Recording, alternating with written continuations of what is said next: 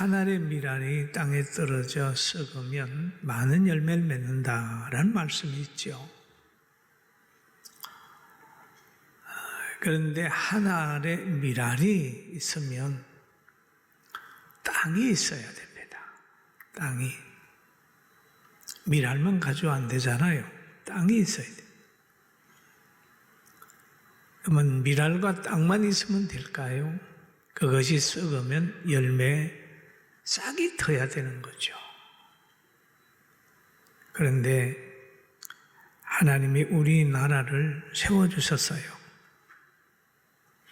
나라가 세워지면은 원래 국민과 영토와 주권을 주셔서 나라를 세우게 합니다. 나라가 있기 때문에 그 나라를 지키기 위해서 군인이 있고 또 군인이 있어서 전쟁을 걸어오는 사람들에게 전쟁을 해서 나라를 지키는 겁니다. 과거에 월남이 패망하고 자유를 사랑하는 사람들이 이곳저곳으로 흩어졌습니다. 그럴 때 그 피난 온 부산의 배 한 척이 도착을 했을 때 배에서 내린 한 대학생이 보도에 주저앉아서 펑펑 울었다는 말이 있습니다. 애국하고자 하되 나라가 없다. 밀알은 심을 데가 없으면 아무 의미가 없어요. 그 나라가 있는 것이 굉장히 복입니다. 그런데 우리가 6월달이 되면은 6.25를 얘기를 합니다. 6.25는 동족 상잔의 비극이 전쟁으로 우리 민족의 비극이에요. 형제가 민족이 서로 총뿌리를 겨누고 대리전을 하는 거예요. 6.25는 우리 민족의 비극이지만 또 한쪽에서는 부끄러움이나 한쪽에서는 지켜냈다고 하는 것 때문에 영광으로 생각할 수 있어요. 원래 6.25는 저 역사를 보면 소련과 중국의 지원받는 북한이 그들의 무기와 인원을 지원받아가지고 한 번에 대한민국을 공산화시키려고 밀어버렸습니다.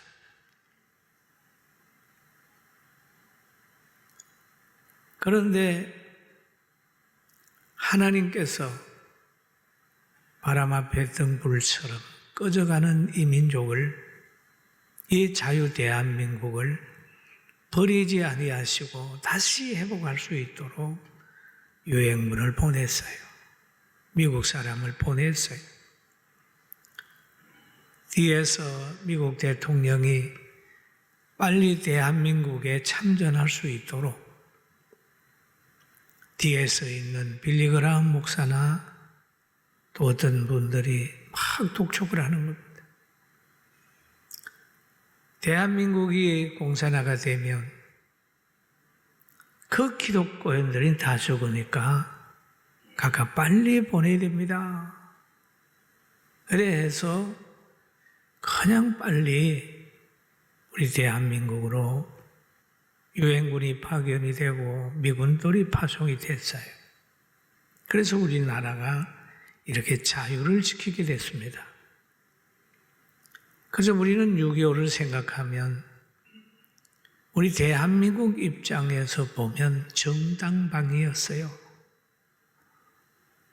방어 전쟁이었습니다.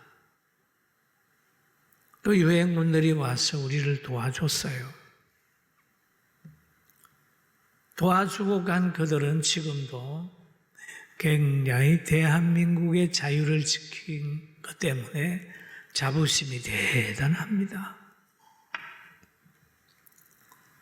제가 미국의 고든 고넬 그 학교 간여에 있는 제1장로교에 가서 예배를 드렸습니다. 미국인 교회입니다.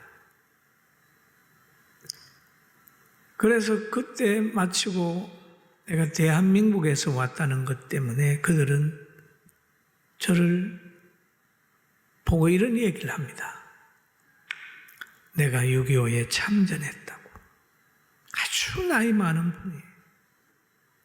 또 한 분이 와서 자기 남편이 세상을 떠났는데 남편이 대한민국 6.25에 참전을 했다고 아주 자랑스럽게 얘기를 합니다. 그러면 그들에게는 자랑거리가 되는 거죠. 그러나 이 6.25는 저 소련이나 중국 편에서는 부끄러움입니다. 패전이니까. 북한에도 부끄러움입니다. 왜? 도발이니까. 그걸 빨리 덮어야 되겠는데 덮을 길이 없는 거예요. 다른 나라를 대체할 날이 없잖아요. 그래서 우리는 6.25를 생각할 때마다 하나님이 우리를 지켜줬고 마지막 저 대구와 부산과 마산과 거기 남아있을 때에 온 교회가 하나 되어서 기도하고 부르짖었더니 하나님이 도우시고 인천 상륙작전 같은 전혀 적군이 눈치 못 채리는 그런 상황에서 이루어져서 대한민국의 자유를 지켜냈어요. 할렐루야. 그러면 지금 그건 어떤 것인가? 지금도 많은 사람들이 좌절하고 있지만 하나님은 정말 그때의 인천 상륙작전 같은 위대한 계획을 하는 줄도 아무도 모릅니다. 하나님은 결코 기도하는 민족 망하지 않게 합니다.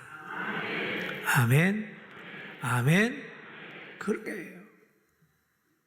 그래서 고린도후서 9장 7절에 보면 각각 그 마음에 정한 대로 할 것이요 인색함으로나 억지로 하지 말지니 하나님은 즐겨내는 자를 사랑하시느니라. 그런 얘기를 하죠. 여러분 부모님께 갈 때에도 빈손 들고 가지 않고 가족에게도 물질이라도 뭔가 줄 알고 대접하는 사람으로 구제하는 사람으로 물질과 마음과 건강과 환경을 선하게 서대 예수님의 이름으로 쓰기를 주의 이름으로 축원합니다. 그리고 여기에 또 두 번째 보면은 한 마음으로 즐거워하라는 말이 있습니다. 신명기 16장 11절 한번 같이 읽어볼까요? 시작. 너와 내 자녀와 노비와 내 성중에 있는 레위인과 및 너희 중에 있는 객과 고아바 가부 함께 내 하나님 여호와께서 내 이름을 두시려고 택하신 곳에서 내 하나님 여호와 앞에서 즐거워할지니라. 절기를 지킬 때 비로소 하나가 되는 거예요. 노비와 자녀들과 객과 고아까지 하나가 되는 하나가 돼요. 이게 하나님의 역사예요. 뭐 세상에서는 인위적으로 소외된 사람을 보호한다고 하는 생각에서 뭔가를 차별하지 말라는 거 법도 만들고 그러는데 그건 가만히 나중에 지나게 되면은 그 뭐가 되냐면 소외시키는 법입니다. 구별을 못하게 하는 법이고 사람들에게 굉장한 피해를 주는 법이 돼요. 얼마나 이름이 좋아요. 차별금지법. 왜 사람이 법을 만들어요? 성령만 받으면 성령 안에서는 가장 차별보다는 서로 돕고 살 텐데 할렐루야. 너무너무 중요한 거예요. 그러면서 이 절기를 즐거워하라, 즐거워하라. 직분으로 하나 될 수는 없으나 창조하신 하나님의 자녀로 신분으로 하나 되는 거예요. 고아도 가부도 객도 전체 하나님의 형상으로 지음받았기 때문에 우리는 다 하나님의 사랑의 대상일 뿐 아니라 구원받아야 될 대상이고 복음을 들어야 될 대상이게 되기 때문에 여기에는 서로 간의 필요를 채워주려고 노력하는 거예요. 서로를. 초대교회가 성령의 능력을 받았을 때에 변화된 게 있습니다. 사도행전 2장에 보면 같이 한번 읽어봅니다. 42절에 읽어봅니다. 그들이 사도들의 가르침을 받아 서로 교제하고 떡을 떼며 오로지 기도하기를 힘쓰니라. 사람마다 두려워하는데 사도들도 말미암아 기사와 표적이 많이 나타나니 믿는 사람이 다 함께 있어 모든 물건을 서로 통용하고 그러잖아요. 만약 이런 사회가 된다면요, 여러분 참 행복한 사회입니다. 마을마다 가정마다 있는 거 서로 간의 필요를 채워주면 삽도 한 서너 가정 중에 하나만 있으면 돌아가면 쓰면 되잖아요. 그러면 서로 필요를 채워줄 수 있잖아요. 이 초대교회는 그렇게 됐어요. 그리고 45절에 보면은 재산과 소유를 팔아 각 사람의 필요를 따라 나눠주며 날마다 마음을 같이하여 성전에 모이기를 힘쓰고 집에서 떡을 떼며 기쁨과 순전한 마음으로 음식을 먹고 하나님을 찬미하며 또 온 백성에게 칭송을 받으니 주께서 구원받는 사람을 날마다 더하게 하시니라 라고 얘기를 하잖아요. 필요를 채워주며. 여러분, 부자 뺏어가지고 가난한 사람 주는 게 아니라 성령의 역사만 나타나면 부자들은 스스로 내놓는. 과거의 교회들이 막 한창 부흥할 때 보면 큰 교회가 개척교회를 많이 도왔습니다. 그리고 많은 사람들이 구제에 참여해가지고 가난한 사람을 도왔어요. 그게 진정한 아름다운 것이지 권력이나 무슨 제도를 통해서 법적으로 뺏어가지고 주고 이렇게 하면 여기에는 갈등이라고 하는 게 시작이 됩니다. 성령을 받으면 국경도 직분도 모든 것을 초월해서 하나가 될 수 있다는 거 믿게 되길 주의 이름으로 축원합니다. 아멘. 성령 안에 살아가는 것을 가면 기쁨도 인내도 있어요. 낮아짐도 높아짐도 일체의 비결을 배울 수 있는 능력이 성령 안에서 있습니다. 그런데 오늘 절기를 지키라고 하신 하나님께서 오늘 본문에 보면은 16장 12절에 이런 얘기를 하죠. 너희 애굽에서 종되었던 것을 기억하고 이 규례를 지켜 행할지니라. 그랬죠. 그럼 애굽에 있을 때를 기억해라. 너의 조상들이 애굽에 있을 때를 기억해라. 바른 역사관을 가져라. 조상들의 수고한 것을 너희가 알아야 된다. 그런 얘기죠. 그럼 애굽에서 조상들의 수고가 얼마나 컸습니까? 애굽에서는 뭐 자유가 없어요. 행동의 자유, 언어의 자유, 출산의 자유도 없었다니까요. 애굽에서. 야곱의 가정이 요셉이 먼저 감으로 가서 거기에서 둥지를 들고 살았어요. 그런데 세월이 많이 흘러서 요셉의 공로를 알지 못하는 왕이 들어섰어요. 그 이스라엘 백성들을 보니까 막 너무 번창하는 거예요. 그러니까 아이고 저들이 잘 되면 우리가 나라가 위험하겠다 생각이 들어서 박해하기 시작을 했습니다. 그러니까 그들에게 감독을 세웠어요. 출애굽기 1장 11절에 보면 나옵니다. 같이 봅니다. 감독을 그들 위에 세우고 그들에게 무거운 짐을 집어 괴롭게 하여 그들에게 바로를 위하여 국고성 비돔과 라임셋을 건축하게 하니라. 그러나 학대를 받을수록 더욱 번성하여 퍼지나니 애굽 사람이 이스라엘 자손으로 말미암아 근심하여 그랬습니다. 감독을 세워서 늘 감시하게 만들고 그들을 강제 노동을 하게 했어요. 그 영화를 보면은 막 때리잖아요. 여기에는 인권도 없어요. 완전히 종이에요. 그런데 고난을, 학대를 받을수록 더욱 번성하여.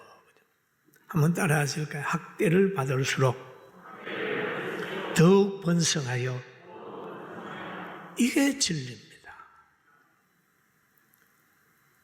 학대를 받을수록 더욱 번성하여. 발로 진리 안에 있는 사람들은 학대를 받든지 핍박을 받으면 신앙이 더 굳건해져요. 이게 진리예요. 그래서 우리가 이번 코로나 이 일로 기독교 안에서 진리 떠나서 문화운동을 한 사람들은 많이 흔들릴 겁니다. 예수님의 이름으로 사람을 기쁘게 하려고 하는 사람이나 복지를 하든지 뭘 하든지 이렇게 하는 사람들은 하나님 중심이 아니고 뭔가 사람과 환경 중심이 되다가 보니까 이번에 흔들릴 거예요. 그래서 이 문화운동, 기독교 문화운동 하는 사람은 흔들리지만 예수님을 붙들고 성령의 인도함을 받아 진리 안에 있는 사람은 이번에 더 성장할 겁니다. 교회도 마찬가지예요. 개인도 마찬가지예요. 박해가 없을 때는 잘 분별이 안 되지만 이번에 막 박해가 시작이 되니까 이제는 나타나잖아요. 나타난다. 이스라엘 백성도 학대를 받을수록, 그러면 이 학대가 아주 잔인했어요. 남자아이들이 태어나면 죽이는 겁니다. 얼마나 무서워요. 남자아이들을 집에서 못 키우게 되는 겁니다. 그래서 출애굽기 2장 4절에 이렇게 기록이 되어 있죠. 한번 봅니다. 더 숨길 수 없게 되매 그를 위하여 갈대 상자를 가져다가 역청과 나무진을 치라. 아기를 거기에 담아 나일강 갈대 사이에 두고. 이 누구냐? 모세잖아요. 모세. 너무 울음소리가 크니까 도저히 관리의 눈, 또 다른 사람들의 눈을 벗어나서 키울 수가 없단 말이에요. 걸리면 벌을 받기 때문이죠. 그러니까 눈물을 머금고 갈상자를 만들어서 모세를 담아서 나일강 갈대 사이에 갖다 놓는 겁니다. 여러분, 어머니들 생각해 봐요. 살아서 생긋생긋 웃는 그 아이를 갈대 그 상자에 들어서 떠내려갈 수밖에 없는 그런 상황에 갖다 버린다고 생각해 봐요. 그 아픔 한번 생각해 봐요. 차라리 하나님 나 버리세요, 나 죽이세요 그러지 않겠어요? 그 정도로 어려움을 당했습니다. 그러나 하나님께서는 그 과정을 통해서 모세를 왕궁으로 보내서 40년 애굽을 교육하더니 40년 동안 또 강야로 불러서 처가살이 하면서 연단하시더니 80세에 이스라엘의 지도자로 보내잖아요. 할렐루야. 박해하면 그 박해하는 사람 품에서 하나님의 사람이 자라고 그를 칠 사람이 하나님 키운다는 것을 깨달으면서 여러분 박해를 받아도 어려움 당하도 조금도 좌절함이 없기를 주의 이름으로 축원합니다. 아멘. 그걸 기억하라는 거예요. 그럼 여러분들도 우리가 기억해야 될 게 있잖아요. 가난하게 살 때를 좀 기억해라. 옛날에 어려서 당할 때 그 힘들었던 것 좀 기억해라. 기억해야 되잖아요. 저는 이 설교 준비하다가 이렇게 한번 생각을 해봤어요. 내가 요즘에 잘 먹고 있는데 내가 한 70년 뭐도 안 됐네요. 조그마한 어릴 때에 나는 어떻게 살았는가 생각해 봤어요. 근데 나는 그때 우리 어머니 한 대여섯 살 될 때 같은데 하도 먹을 것이 없어서 먹을 것이 없으니까 영양실조가 걸리니까 배가 뻥 그렇게 얼마나 고기가 먹고 싶은지 아주 울었습니다. 애는 뭐 먹고 싶은 거 막 울잖아요. 막 울었어요. 그리고 우리 어머니가 이게 뭐 고기를 못 먹어서 이렇다 이렇게 해가지고 그 우리 상위라고 하는 동네가 있어요. 거기에 짐승을 잡았다고 그래요. 돼지를 잡았다고 해서 우리 어머니가 갔습니다. 가서 요만큼만 좀 파라고. 그런데 거기에서 안 팔았습니다.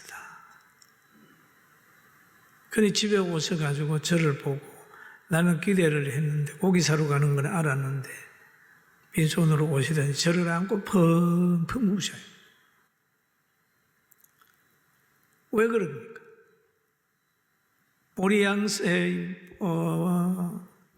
봄이 되면 쌀 떨어지니까 남의 집에 가서 한 2말 정도 장내쌀 먹고 가난하게 살아요. 여러분 이렇게 살아온 것이 몇 년 안 됐어요. 70년도 안 됐어요.